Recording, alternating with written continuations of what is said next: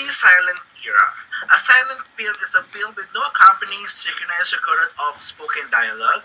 The technology for silent films was invented around 1860 but remained a novelty until around 1880 to 1900, when film on a single reel became easily produced.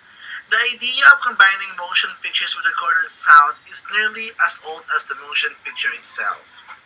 But because of the technical challenges involved, most films were silent before the late 1920s, but the silent feature was universal language through its message. The silent film era is sometimes referred to as the age of the silver screen. The years before sound came to the movies are known as the silent era among film scholars and historians. The art of motion pictures grew into full maturity before silent film was replaced by talking pictures or talkies. And many film snobs believe the aesthetic quality of cinema decreased for several years as the new medium sound was adapted to the movies.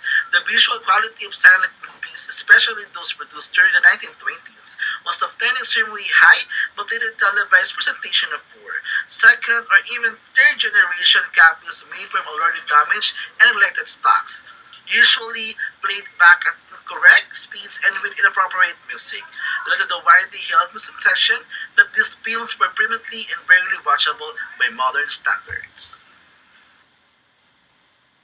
Since silent film era has no synchronized sound or dialogue, on-screen intertitles were used to narrate story points, present key dialogues, and sometimes even comment on the action for the cinema audience. The title writer became a key professional in silent film and was often separate from the scenario writer who created the story. Intertitles, or titles as they were generally called at the time, often become graphic elements themselves featuring illustration or abstract decoration that comment on the action of the film or enhance its atmosphere.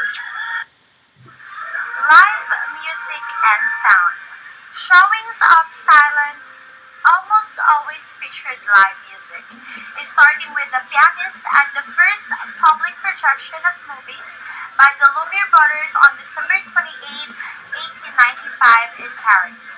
From the beginnings, music was recognized as essential, contributing to the atmosphere and giving the audience vital emotional cues.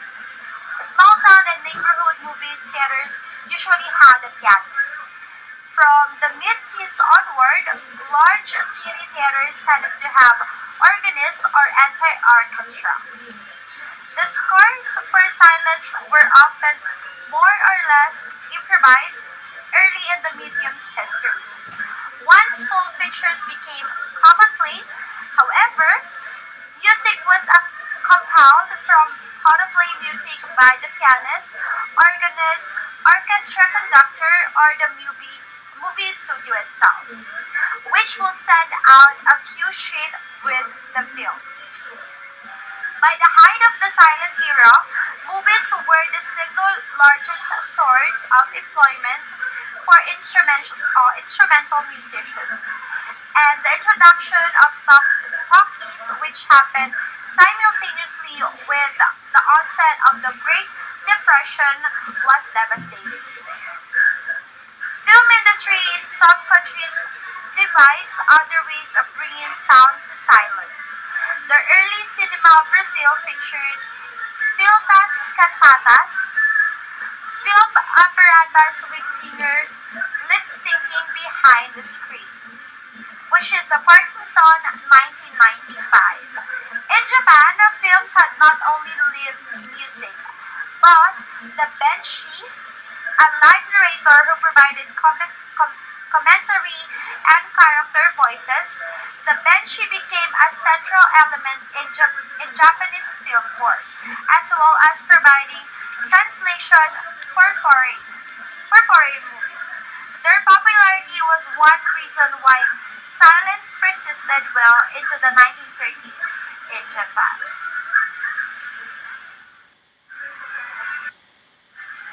Acting techniques. The medium of silent film requires a great emphasis on body language and facial expression so the audience could better understand what an actor was feeling and portraying on screen. The gesticulations common too much silent film acting are apt to strike modern-day audiences as simplistic or tacky. For this reason, silent comedies tend to be more popular in the modern era than drama, partly because overacting is more natural in comedy. However, some silent films were quite subtly acted, depending on the director and the skill of the actors.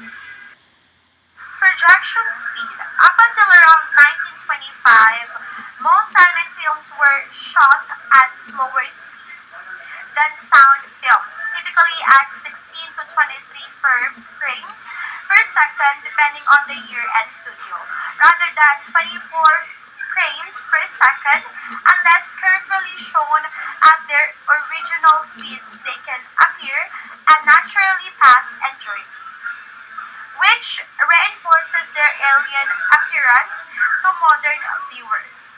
At the same time, some scenes were intentionally undercracked during shooting in order to accelerate the action, particularly in the case of slapstick comedies.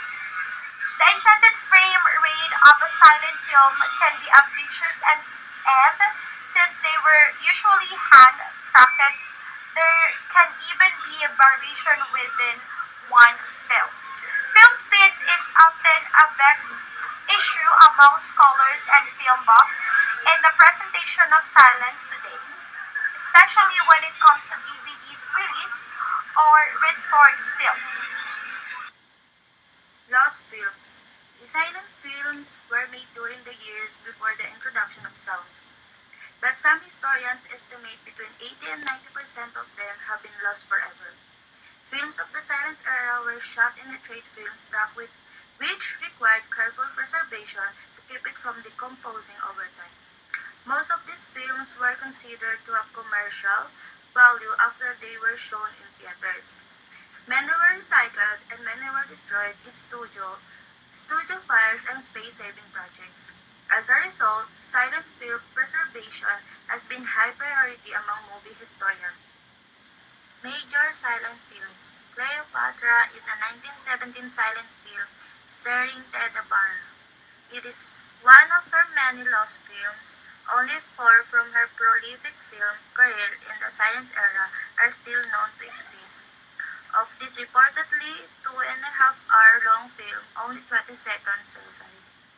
Many claim the film to be one of the most elaborate and expensive of its time, without any remaining footage. Nobody can really know for sure. London After Midnight, also known as The Hypnotist, is a 1927 American silent horror mystery film with distributed by Metro-Goldwyn Mayer. The film was based on the short story The Hypnotist by Todd Browning, who also directed the film. The movie is now lost and remains one of the most famous and eagerly sought of all lost films. Later homage. Several filmmakers have paid homage to the comedies of the silent era, including Jacques Tati with his Les Finances de Monsieur Hulot in 1953, Mel Brooks with Silent Movie in 1976, and indie filmmaker Eric D. Bergman with his film The Deserter in 2004. During its middle third, a silent complete with intertitles, Tiny Tookies, The Impostors has an opening silent sequence in the style of early silent comedy. Pandora's Box, released in 1920. Pandora's Box was a critical film dismissed by German critics as a bastardization of the source material. Brooks' role in the film was also subject to criticism, fueled by the fact that Brooks was not American. In the United Kingdom, France, and the United States, the film was shown in significant truncated and edited versions, which eliminated certain subplots, including the film's original tongue ending. By the mid-20th century, Pandora's Box was rediscovered by film scholars who began to learn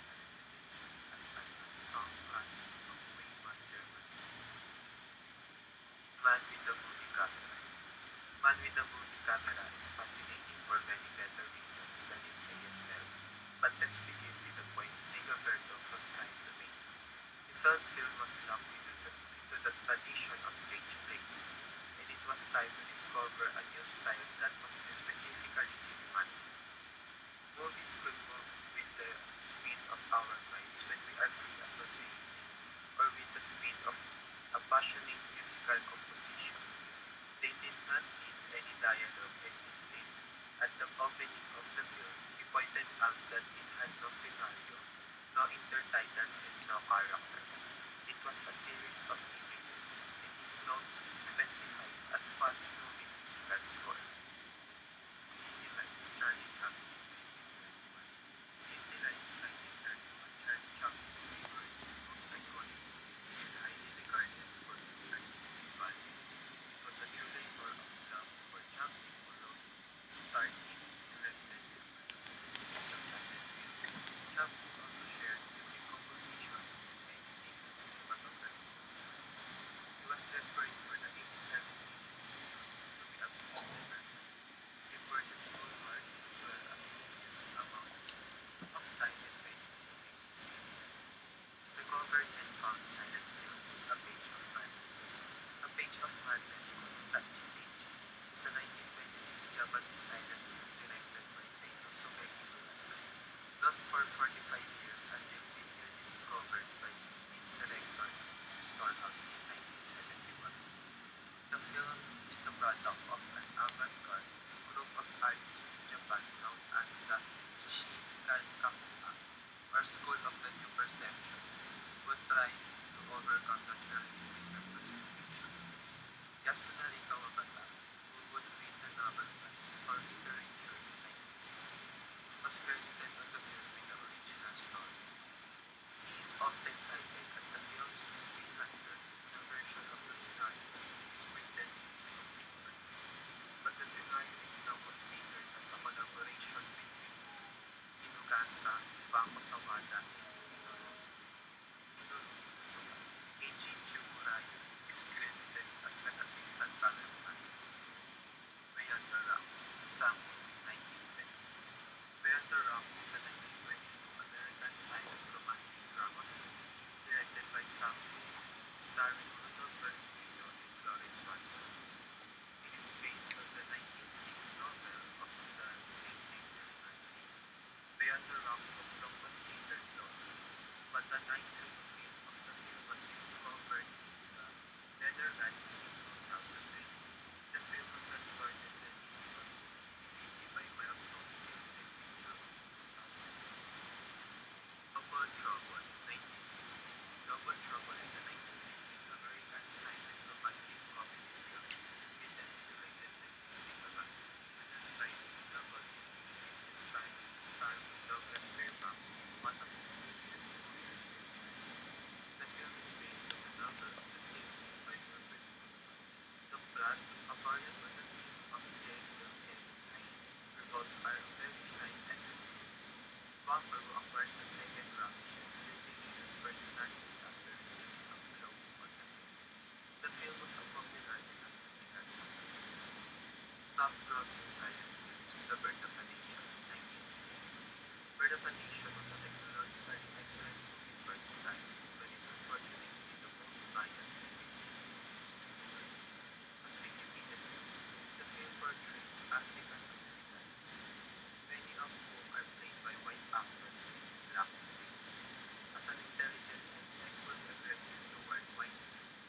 The film presents the Ku Klux Klan, KKK, as an heroic force necessary to preserve American values and the white supremacist social order. You can watch this movie to learn about how wrong it is to display racist portrayals of African Americans in storytelling.